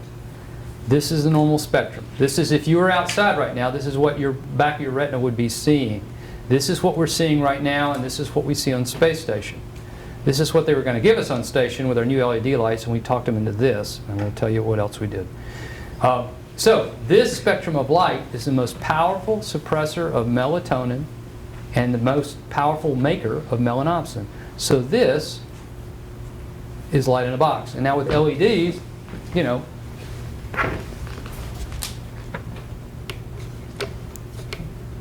if you plug it in, you know, that's like being out in sunlight right now. Okay, so use this about 10 or 15 minutes an hour. That's like being outside. If you have it, we know that if you get sunlight outside, you're going to sleep better at night. If you exercise, you're going to sleep better at night. Okay, so now you can carry the sun in a box with you for $89.95. No. Okay. Huh? No. No, it's UV, and that's the spectrum. That's a good question. This is UV lights down here. And in fact, if you start to get into here, you can start to get a little damage. So these are safe frequencies right here. But the cool thing, here's the deal. That's how we use light to help shift you much more efficiently. Like we can shift you going to Moscow. You give me 2 days before you leave and I'll get you there in a day or 2. I mean, we can shift you 3 to 5 times faster. And here's what's happening. Here's 8 o'clock and here's the normal melatonin curve. Okay? Like this, and bang. So if we give you blue light, like you get to Moscow and you're really tired and it's 5 in the afternoon and we turn this light on and your system wants to make this melatonin, we'll suppress it down here and then we'll turn the light off and bang, you'll be able to go to sleep. And we'll shift that curve a lot faster. So we can use light and darkness to help shift curves. We can also use melatonin strategically placed. And we can also get smart people from Brigham, like Steve Lockley, to put that into a chart to help you shift when you go to Moscow. And we did this with our international partners and developed management guidelines and came up with an entire implementation program where we give an education session and then I'll sit down. If any of you guys want to go to Tokyo or you want to go to, you know, it's going to cost you a bottle of wine. No. If you want, come over to the clinic And I'll give you one of my old deals, and I'll sit down with you, and we'll sit down and do a comprehensive assessment. And then, but I'll ask you to follow up with me to see how you did. Smart people, and we came up with this clinical practice guideline, which has been implemented, and we need to carry it on, and da-da-da. Now, the other thing is hypnotics, and very quickly on hypnotics, and we're almost there. The only time you want to take a hypnotic is when you've got to sleep. You have a window of opportunity to sleep, and you don't feel like sleeping. Smith, you've got to go work Orbit 1 tonight. You've got to go work Michigan Control at 11 o'clock tonight. All right, I'd say, see y'all, bye. Go to my house, get it real cold, put my goggles on, lock the cats in another part of the house, you know, and I'd take either 5 of Ambien or 10 or 20 of Zalplon, and I'd go to sleep, and I would sleep till 10. I'd wake up, drink some coffee, and I'd go in and I'd work all night. And every so often, I'd give myself some blue light that night to keep me alert, and I'd stand up and walk around. And we just did that in Mission Control, and it works really well. So that's when you use a sleeper for us. You get to France, and you wake up in the middle of the night and you can't sleep, go ahead and take a small dose of a sleeper, okay? So to sleep in times like when you're going to perform better if you get that sleep. Like here, wake up, got to take a nap here, stay up all night, and launch in a Soyuz. Okay, well, launching on a Soyuz will wake you up, I would think. But this is when you would take a nap with a short-acting sleeper. And we have really good sleepers that have very, very short half-lives, that are out of your system like that. And the good news is, our problem is, not only do I have to have a sleeper that's efficacious that gets you to sleep, but I've got to have a sleeper if I give it to an astronaut and an alarm goes off, which happened a few weeks ago when they had the Kapton smell and stuff, and they woke them up, they didn't see anything, and they went back to bed, and I'm sure one of them probably took a sleeping pill, and then the alarm went off. So I've got to have the right dose at the right person so that they can wake up and function. So here's Smith's gross simplification model of sleep induction. There is some level where these medicines, this is Zalplon and this is Ambien, this is Sonata and Ambien, the ones we use the most, that give you sleep, and this is an area where there's impairment. Okay? And what we want is the medicine to help get you to sleep. But then if you have to wake up and perform, you're going to be okay. And so do the ground testing, and over the last 4 years, we've done that. We've developed this program in astronaut crew quarters where we do a battery of tests on them pre-flight. We did it, of course, with guinea pig flight surgeons, which we published and presented at ASMA a while back. And so we mock up the space station, give them a placebo or give them a medication, and for a group of folks of 7 that we did, this was the performance decrement on a 10 milligram, which is a lot of Ambien, versus placebo. Took them 3 times longer, okay? So, that's okay, that's what the team did, but this individual did fine, so I'm feeling good about that. I feel good about this guy or gal being able to perform on that amount of med, which is what I did with one of my crew members that go up, and that's what we've been doing. This person, no, you need to take 5, or you need to take a different shorter acting medicine like Zalplon. And then finally, sleep training. We developed, Ron Mumau, who gives a talk on sleep here, it's really good, developed a thing called cognitive behavioral therapy and progressive relaxation therapy. It's called sleep training. We've been using it with our astronauts. It's 6 2-hour sessions. Now we've got it down to about 2 1-hour sessions with astronauts. Remember those hemispheres? Well, we've got 2 hemispheres too. We just can't do 3 complex tasks at the same time. So why is it that we can't, when we wake up in the middle of the night, and you've got a talk to give, or you've got sister you got to take to MD Anderson, or you got something going on, you know, and you can't sleep. That's because you've got racing thoughts, okay? Or you've got to do a spacewalk. Okay, so the way you get through that is you train one of your hemispheres to relax and meditate in a state, and you take one hemisphere and you visualize something, and the other hemisphere you contemplate something. Counting sheep, simple illustration. If you're thinking racing thoughts, you've got to think of the sheep here, and then you got to count them here. That gets rid of the racing thoughts. And if you've done that, the counting sheep part where you're really relaxed and almost in a sleep state, it's called state-dependent learning, you can put yourself out in a dentist chair just like that. And that helps. We've done that with some of our astronauts. It's worked really well. And then finally, I'm going to skip through all this and take you to the fun stuff with space station. What we're going to do with our LED lights is actually be able to control the light to give you blue or red or no blue. So, and we're going to have to do that because when we go to Mars, you're having to stay up every day 38 minutes later, which we did with the Mars Lander program. So we're replacing all these lights now with LED lights at the crew quarters. And of course, we got the standards wrong. We shouldn't have had these different colors, but we got it right. So this will be new phase with a lot of blue light, so that'll wake them up. This will be the general illumination during the day, and then this will be the pre-night, with no blue in it. It's got no blue wavelength, and that's what you should have before you go to bed. That's why you want to stay away from your computers. Go to flux.com, and you can download a program which will take the blue light out of your screen starting about 8 o'clock at night, and it's really pretty cool. And we got some good press in Scientific America on that, and I'm not going to go into the little Zeo stuff because they went out of business. We just don't want this to happen. What's wrong with that picture? His shoes are on the wrong feet. That could have been a big deal. Okay, and we're doing it with our flight controllers. We're fixing mission control. We've got some real success stories there with those. Got some good press in the New York Times. And I'm not going to tell you about commercialized medicine. You all know that. Transhab's kind of fun. It's interesting stuff out there. We need to go by Mars. They're taking pictures of us. We found water on Mars. I'm sorry. It's all right. You know, you learn from building a geodesic dome. That's why you need to go back to the moon. You learn that if you put a frisbee on a beach and you come back every year, you're going to be digging yourself out, which is what we do. And that's why the South Pole now is on stilts and can go up and down. And what we eat and breathe. Now, let's go back to this and we're ending. The other cool thing that we're going to do with the Kelly brothers, there's these things on the ends of chromosomes called telomeres on the tips of your chromosomes out here. And they only shorten. And now you can assay them for about $85. Won the Nobel Prize in 2009 on this. So we're going to start doing that. We know in animals and in humans, athletes who exercise a decent amount, and after about 2 hours of exercise, you're really probably doing yourself more harm than good. That the telomeres shorten at a slower rate. Okay?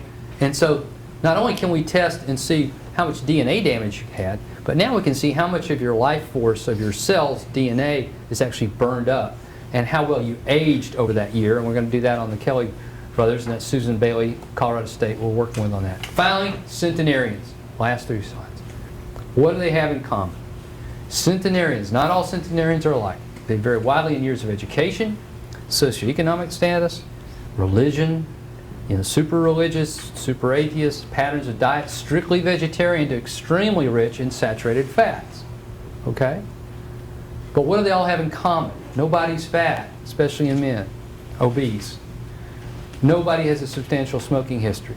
Remember, 30% of people get lung cancer never smoke.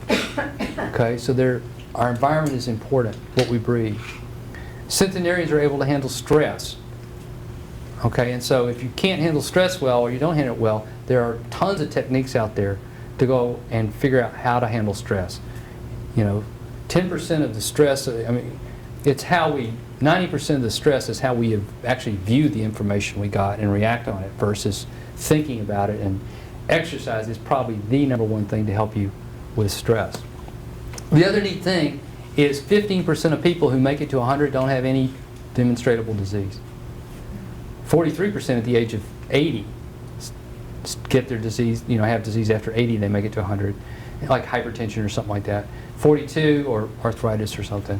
42 before 80 and they make it to 100. So instead of the older you get, the sicker you get, it's more the older you get, the healthier you've been. So take care, don't eat the yellow snow, take time to look out the window, get the light, get out and exercise, play your guitar with Dan on Orbit and James Taylor in the corner up there in the Mipser, and party and rock with James, and questions and comments, and only in Texas. I love it here. And that's my email here, and this is no longer valid. That's it. Thank you.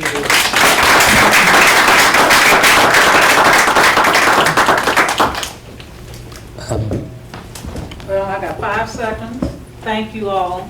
That was excellent. It was very informative. And the little known facts that I had. So you went through the stuff earlier about your credentials and where you went to school and all of that. Have you got a parking ticket on me up there? Oh, no. How many people knew? No, I won't even tell that part. But how many people knew that Dr. Johnston won the Bob Hope Talent Search? Oh. You are? Where did you get that, girl? Okay. What was the And- talent? I play guitar. I had a really talented partner. He was really good. Yeah. And that he is a Oh, you pulling that stuff musician, out. he's a singer, a songwriter, Oh. he plays the piano, he plays the guitar, and he claims to have written Fly Me to the Moon. But- No. Okay. We're cutting you off now. Yes, he claims that. But I wanted you all, everybody, in order to get the credit for the class, since I'm now Helen Lane and I've taken over, I'm Janice Hall, Rocking. and I have taken over as the Human System Academy lead. And my secretary, who is Rubicia Guerrera, is the person who will physically be putting your information into the system. And she will be sending you the, oh, well, we got time. If they want to stay, we've got the surveys, if you're willing to fill them out. And if you're not, we'll send that off to you. But I really would like if you all would fill that out and leave them here with us. And our next lecture is September 30th, and it's the human risk of space flight, and it's Jen Fogarty. And cool. she'll be doing that on September 30th.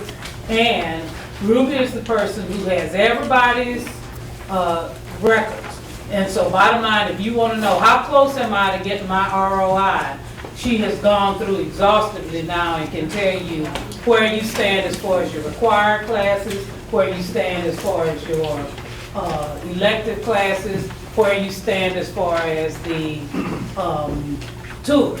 So everybody, in order to get their ROI, is required to do 5 required classes, 9 electives, and 2 of the two of the tours. And so bottom line, we've lined up between now and November.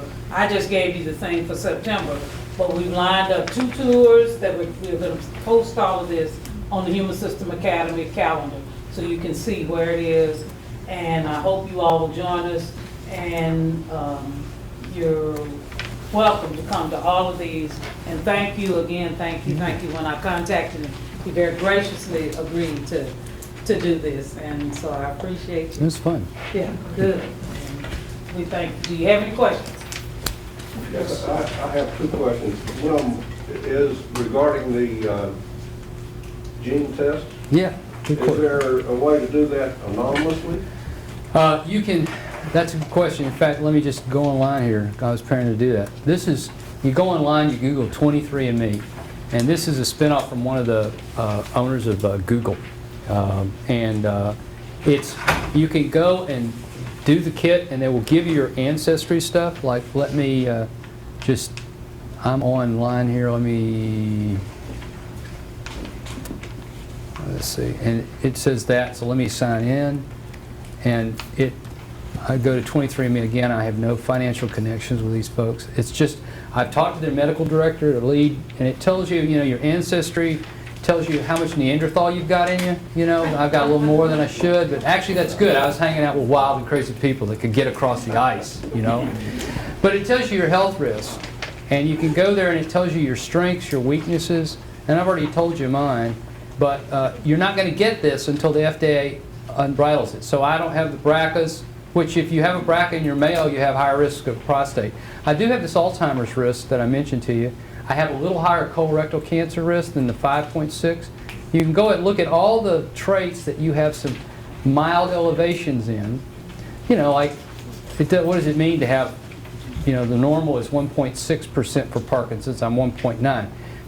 Nobody knows what that means. The Alzheimer's and the colorectal, that means instead of every 10 years, I'm going to get my colonoscopy every 8 years, or I'm going to be more careful about it. I'm going to eat my veggies, and I can prevent most of this stuff. Basal cell's a little higher. I've had one taken off. I go see my dermatologist. So you can go on, and then it has decreased risk. Diabetes. I shouldn't get diabetes if I do that. Melanomas are lower. And you get to find out, you get to find out really fun stuff, like your health traits, Like, if you have, what your typical risks are for AFib, for coronary disease, bipolar disorder, I'm doing okay there, although I'm a little bipolar. And, you can also, if you want, you can find out who your relatives are and share information. So you can, right now the FDA is making them, and let me just go into one of them and show you. Like, here's Alzheimer's. It's really good, and it tells you, it's got a video on it, it tells you what you want to know or don't want to know. You don't have to find out if you've got it. It tells the average risk. It does a thing on the ApoE gene types. It tells you what you can do to fix it. Definitely I don't want to be playing football like I did as a kid, or repeated head trauma, being knocked unconscious for more than 30 minutes is not good. Family history, I don't have a family history for it. Eat the right foods, plant-based diet, stay busy. And then it gives you the citations. It gives you what they're basing all this information on, which is simply regression on the mean analysis of a phenotype associated with the genes. And so you can go read all these things here, and then they constantly are updating it. And the more people that do this, that actually put in their information, then the bigger the pot, and the bigger they can figure out. Like, I have every female on my mother's side of the family has had breast cancer, okay? And they're all BRCA1 and 2 negative. So there's another gene out there. And so that's how, by having, it was very expensive to do these gene tests. And now it's not. And so the more people that can do that, and the more information we get, and as soon as we get legislation that protects you from the insurance companies from it, I think the better off we'll all be, the more informed. No, you don't. No, they have firewalls and all that. Just don't know if they get hacked. We don't know. So it's actually, they do a good job. So you could just go to 23andMe, Google it, and for $99, if you can go to Belmont, and it's to the genome group and get a gene chip for $350 at Baylor. Just go Baylor Genomics Department and gene chip, or I can get John Belmont to let me know, and you can get all this information. I would go on and do this, and it's fascinating what you'll find out. And then as far as the genetic information, as soon as they jump through the hurdles of the FDA, I think that'll be available to you probably a month or a year, something like You that. had another question? Yeah. Yes, sir. Early on, you were talking about insomnia fatigue. You had two numbers, 4.5 versus 6 hours.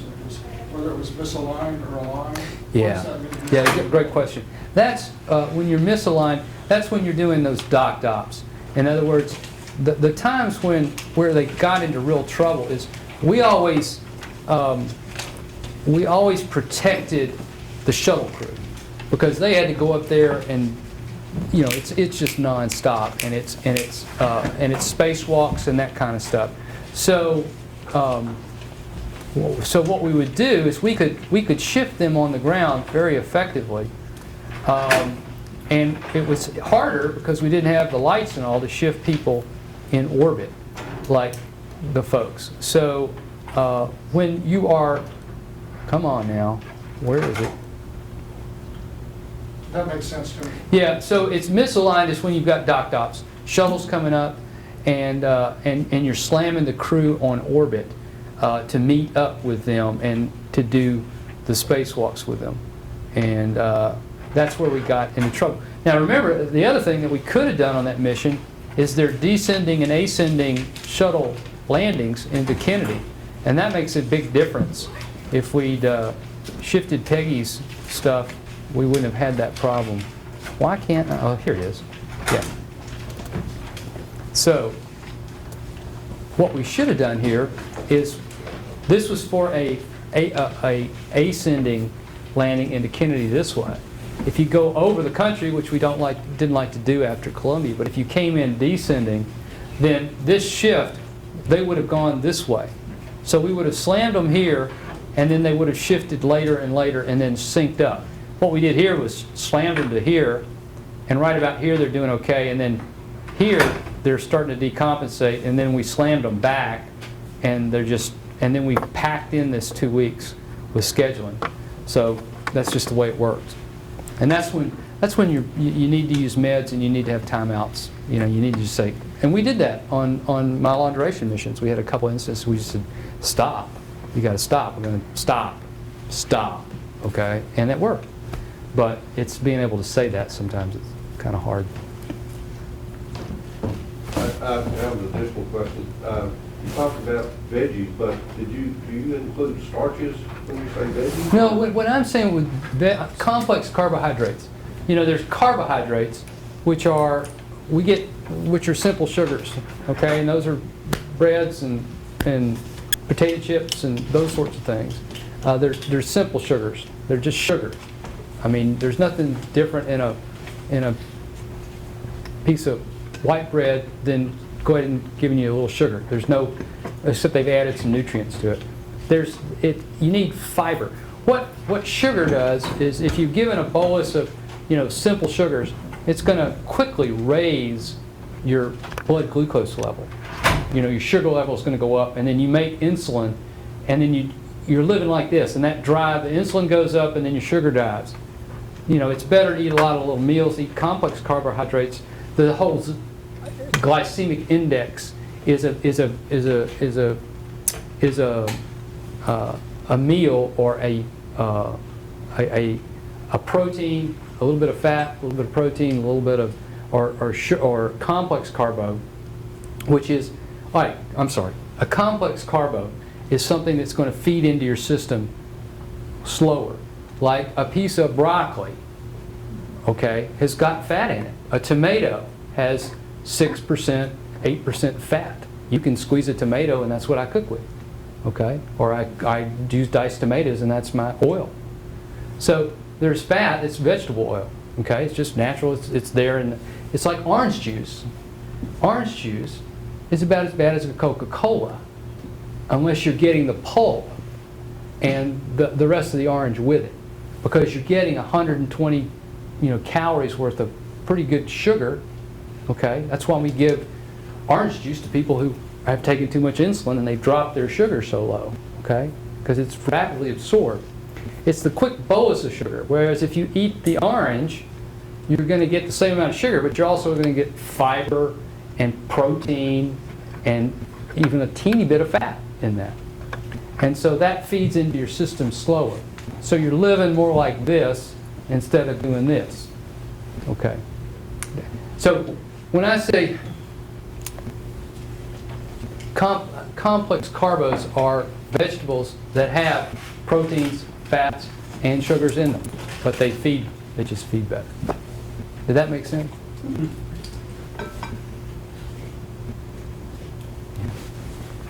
I keep seeing headlines about sedentary lifestyles or specifically sitting at your desk all day. And they keep calling that the new heart disease or whatnot. And that even exercising for 30 minutes a day after sitting at your desk for 8 hours isn't going to offset the damage that you do. What are your I think, thoughts on it? well, the data here with the Cooper Clinic stuff was, if you just get off your duff 30 minutes a day and walk at a brisk pace, that does negate some of the factors. And if you're, you're going to make a smart desk where you can sit there and do stuff, I mean, it's fine. Calories are calories. If somebody went and ate at McDonald's and they did fine, but they just ate little pieces. Fat has almost twice the amount of calories in it, a gram of fat. It's 9 calories per gram, as a sugar, it's a gram, is 4 calories. Protein's 4 calories. So it's if you look at the glycemic index, for diabetics, those are foods that are relatively slow metabolizing that don't give you boluses of sugar. How did I get back on that when you asked me about exercise? I think it's the key. It's moderation. If it's worse for your back and your butt and your posture and everything else if you're sitting at your desk all day. It's just not good. You just have to get up and walk around every so often. We're not programmed. We didn't evolve to be, although we are, to be, couch potatoes. We need to be outside. And that's the next thing that's going to happen with your lights. You can now buy LED lights. It costs $1 a year in power. It costs $69 right now. They'll go down in price. You can buy LED lights that have 1/25 of the power rating of these puppies. Well, not fluorescence, but of the incandescence. That you are now going to be able to control the amount of blue frequency, red frequency. So your room, you can program your house to be a day-night cycle. And actually you can control the hue of it so that it's not as bright looking, but you're still getting blue out of it. Although that's harder to do. So in other words, you'll get a physiologic day. If you get more sunlight, if like I work at a window, I'm getting good sunlight. But we also, look at what we've done with our schools and our engineering. Down here especially, we've engineered things with low ceilings and windows far out because AC is so important. Power is so important. So you're not getting the light in. And so now we can fix that with LED lights. Control that. So that's the kind of fun thing. I mean, go to Verizon right now, you can buy little Philips lights that you can program with your iPhone and turn different colors. The next step is, they're coming out, is to be able to program lights that give you physiologic blue and no blue and red, and plant growth, which gives you a lot of blue and a lot of red. Okay? So they grow plants better. I hear they're big in Colorado. Good question. Keep it up.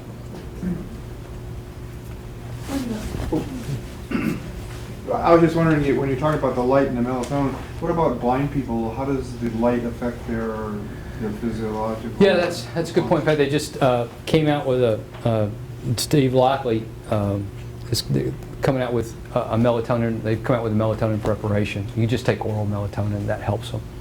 That you don't have light sensors on the back of your leg, like people said. Although some people that don't have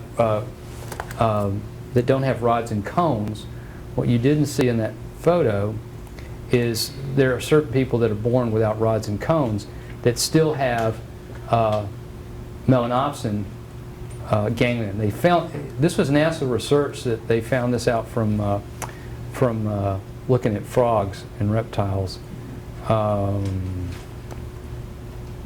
Here. So, these are your rods and cones. This is what takes light and turns them into a picture in the back of your brain back here. Okay? So, people that don't have those still make melanopsin. They still have retinal ganglia that make melanopsin, and they do fine. It's just the people that don't have intact retinas. Then what they're doing is giving them melatonin. And there's just come out with a new 24-hour preparation of melatonin. The Israelis have Circadin, which is what I like to use with my guys and gals that travel. That it mimics the same curve as the melatonin curve that you see, versus just giving a big bolus of melatonin. It actually gives you that long curve. So that here's that long curve. You just flew to Moscow, so you're trying to go to sleep here. Okay, and it takes you 9 days to slowly get that melatonin curve here. Unless you use light and melatonin, then you can get it here in about 3 days. Okay. So if you're trying to go to bed here and there's no melatonin on board, you can take melatonin. It gives it to you. So Dr. Johnston, our time is up Okay. here, and I know this gentleman is still filming, but you gave your information at the end that if there was, Yes. if they wanted to contact you with other questions and or comments. Yeah, I mean, smith.l.johnston@nasa.gov. Okay, so you're in the global. Yeah. That's the coronary disease we do. Oh. Let's see. I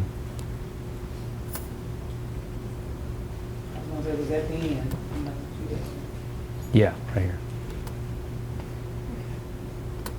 So it's smith.l@nasa.gov. That's my mobile, and I don't have my, I'm in the global. You guys can find me. All right, thank you. Thank Thank you you. again, and thank you all.